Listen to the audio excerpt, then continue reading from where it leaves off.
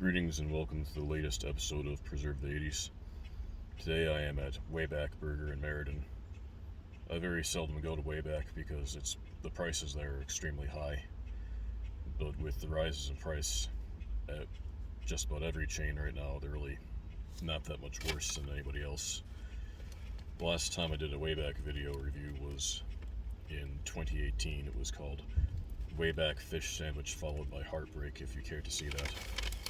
So now 5 years later, I'm here to try the Big Easy Burger.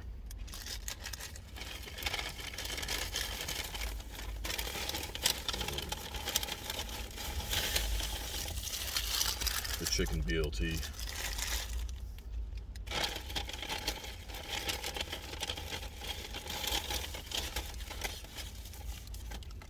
Fried pickles.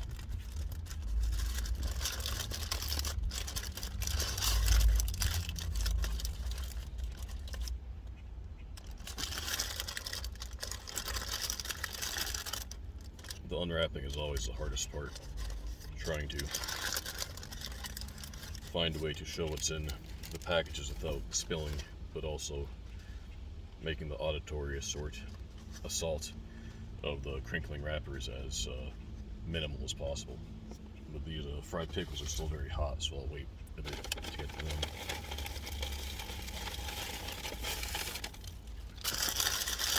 Then we have just regular fries here.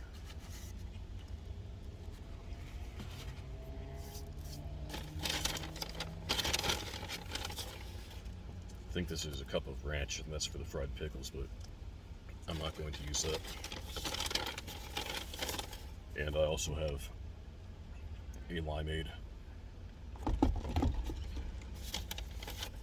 The prices have just been becoming astronomical lately. I went to McDonald's a couple nights ago with my wife. We just got 2 value meals, nothing even large size. It was just 2 medium value meals. I believe I got the Big Mac meal, and she went with the crispy chicken deluxe, or the McCrispy as it's now called. And then I did also add a 6-piece chicken nuggets to that. It was $27. This came out to $30 what I got today, so as I said, only a little bit higher. Very warm day.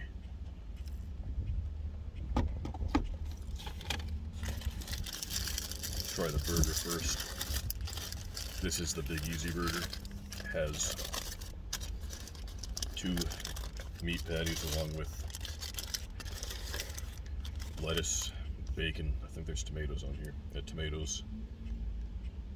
And there's a Cajun sauce. Remoulade. I don't know if I'm pronouncing that right. And it ordinarily comes with cheese, but of course I declined that offer.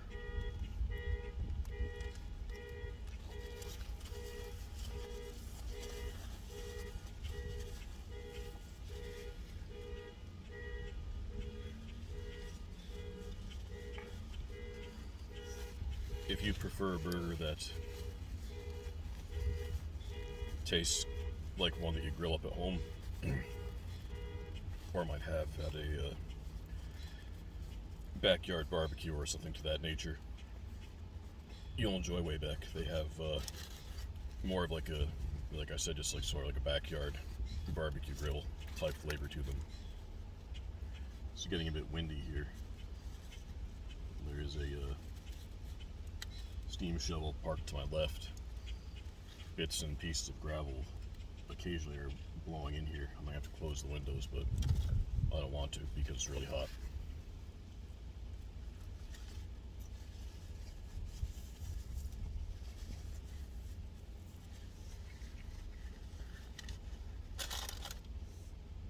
It's a good burger.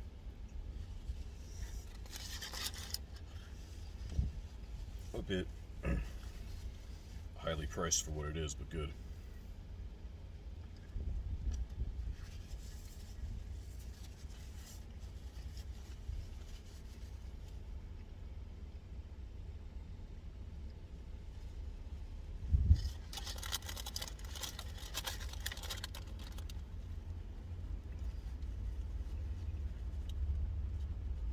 The sauce is not as spicy as what you get on the flamethrower at Dairy Queen, but quite a bit more spicy than the special sauce you get at a Big Mac.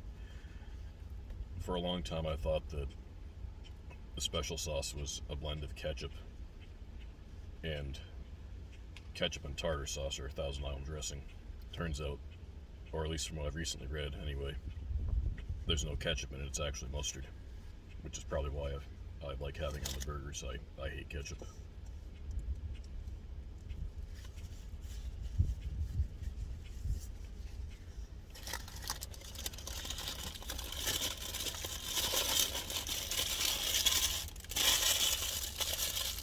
Finish up that one in a bit, getting ready for the chicken BLT.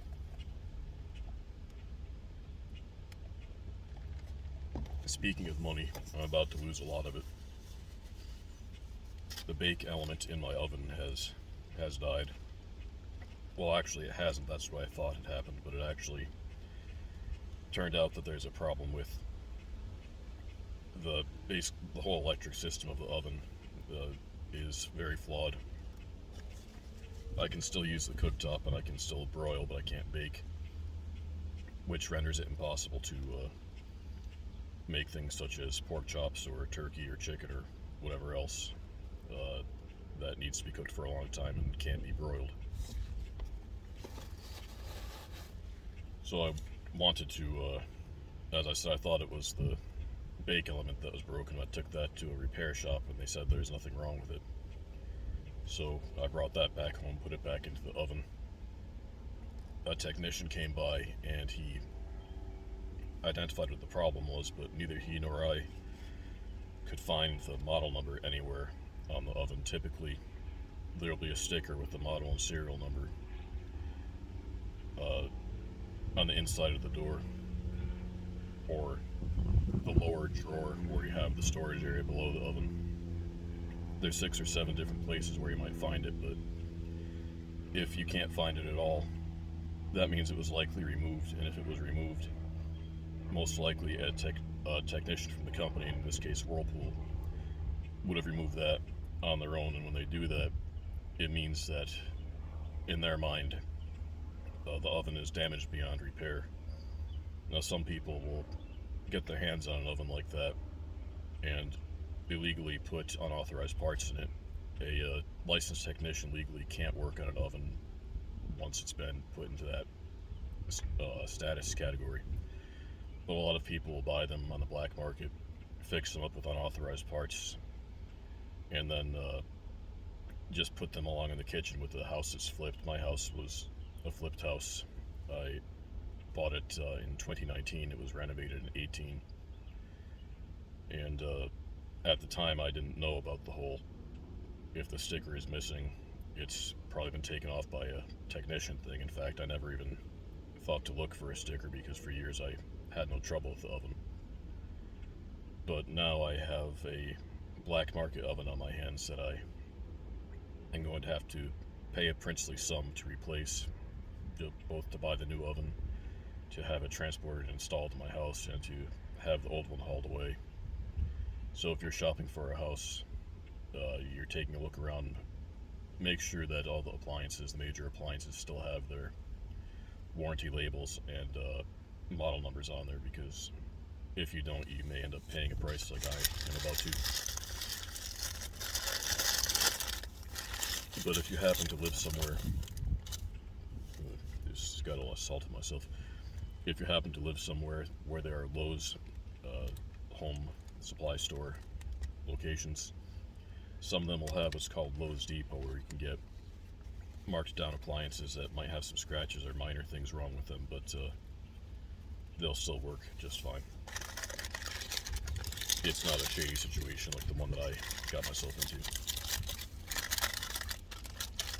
But after that digression, the chicken BLT. This also typically comes with cheese, but again, I told them not to do that because, well, at this point I don't need to tell you why, if you have watched this channel before. It looks like they put the outside of the bun or inside of the bun on the outside. This is the top, as you can see.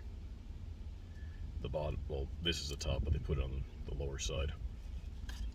I'm not speaking very eloquently today. I'm just moving the bacon to be with lettuce and tomatoes because they should be together. You shouldn't put anything underneath the meat. The meat should always be the base, apart from the roll itself. It's a little bit drippy, a little bit wet. Clean house a bit here before I butt into it.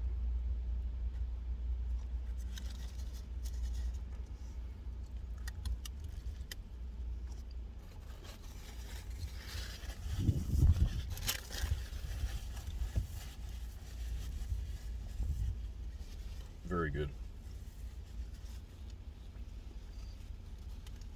I don't have the good fortune to live in an area where they have Zaxby's restaurants, but this is very similar to the Chicken Club. I think they call it the Chicken Club at Zaxby's. I haven't been to one in 5 or 6 years, but it's very similar to that.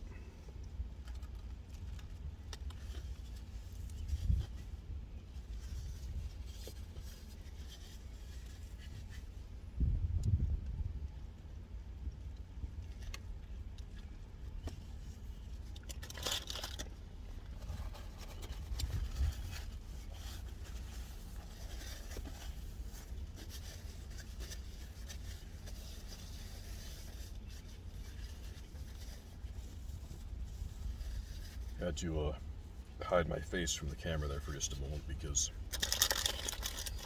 I bit into the condiment section of the sandwich and it kind of exploded all over me. I didn't want to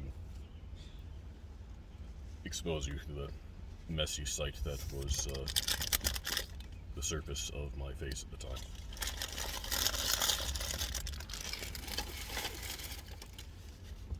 The fries and fried pickles should be cool enough to eat now.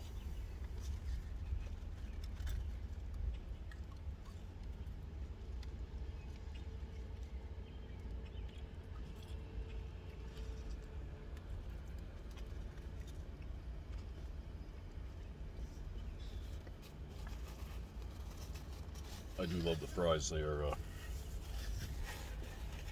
I waited a bit too long. They're a bit cold now, but they're still very good. Just the right texture, not too pale, not too well done, not too crispy, not too soft. Just the right amount of greasiness. They applied some salt to them. They didn't have the individual salt packets in the restaurants like they used to, so I was worried that the fries might not be salted, but they are.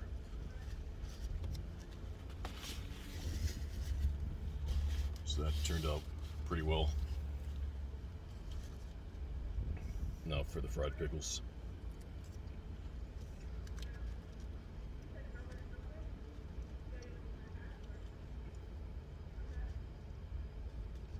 The pickles themselves are fine. The breading is a little bit disappointing.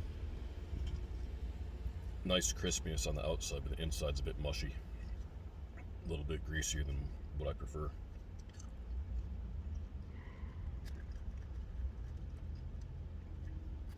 Not that I'm opposed to some grease. And if you're eating deep fried pickles or deep fried anything, you can only complain so much about the grease factor. But they're still pretty good.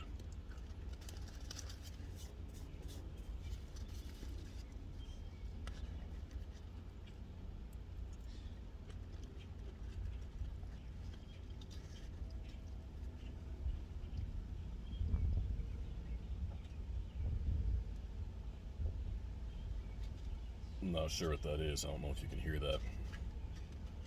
Sounds like somebody hollering in the distance.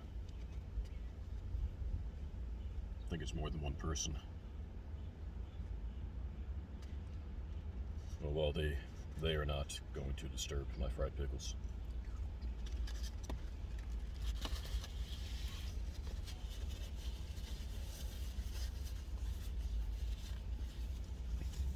The limeade is also quite good. It was sort of held in a glass reservoir type container inside the restaurant. It was self-service for drinks. and it was labeled as classic style limeade, not classic limeade. So I don't know how classic style and classic are different. Maybe classic is trademarked, I don't know. But in any event, it's a good limeade.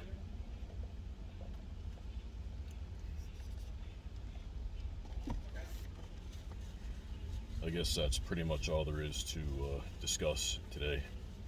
So I'll end things here. If you have been avoiding Wayback due to the prices being high, now's as good a time as any to go, because I only paid maybe 10% more here than I would have